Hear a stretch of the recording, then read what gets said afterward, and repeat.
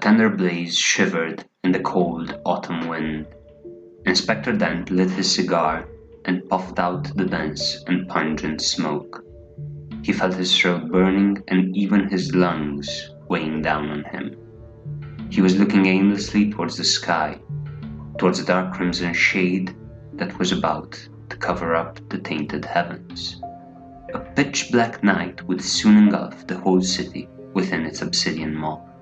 Justin Dent was waiting in silence for the rookie to show up. The street was certainly no place for a novice, but the inspector knew that not only the young recruit was up for it, but that in fact he himself had specifically requested it.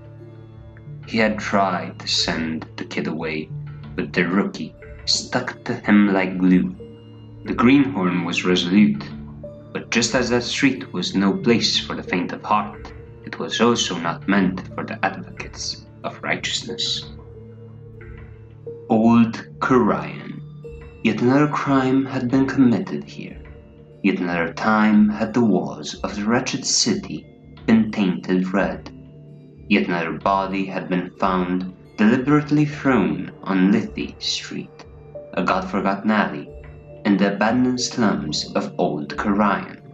The few people that knew of its existence were criminals and cleaners that used it mainly to dispose of a vast number of corpses, usually unrecognizable, and without the faintest trace of what could have been called evidence.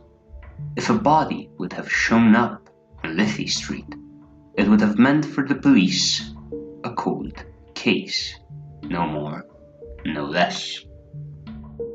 Inspector Justin Dent had worked for the better part of his life in the forsaken city of Old Corian.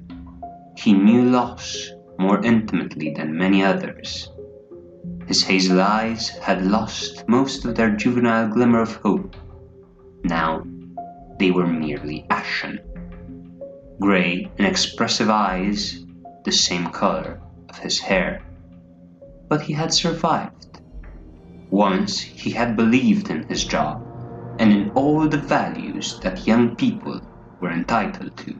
But now the city had gotten to him. It had changed him to his core. His only hope was to make the greenhorn understand. Dent still had contacts in other countries, and with a shove in the right direction and a whisper in the right ear, at least the novice could be able to get a better life. But that was not what Vincent DeNoir had in mind. As another cloud of dense smoke rose from Dent's cigar, a faint noise of footsteps approached. It was not the usual clatter of heavy police boots. The steps themselves were light, fast-paced. They had a hint of decisiveness in them. A young man curled up in a brown overcoat had greeted the chief inspector, not paying much attention to his foul mood. He was accustomed to it by now.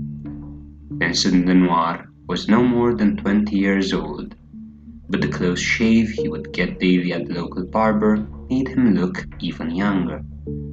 Only a pair of piercing dark eyes were visible from under his fedora. He had always had a passion for police work. As a teen, he had read many murder mystery novels, but he hated Poirot and didn't have much appreciation for Sherlock Holmes either. He did, however, have a soft spot for Philip Marlowe. He liked that retro feeling of a private eye, but he was not in it just for that. He was not out for cheap thrills or mystery. What DeNoir took was a convoluted concept of righteousness. He was not particularly invested in helping the families of the victims, or to give a hand to those in need. He was certainly no Samaritan.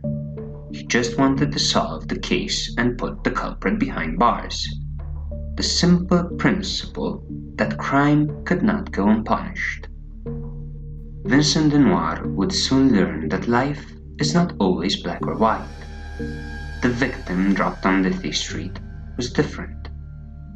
Yes, he was a local thug, always in and out of jail, always on the prowl for some easy money, but he was also involved with a lot of people. He had ties, lots of them. But fortunately, so did DeNoir.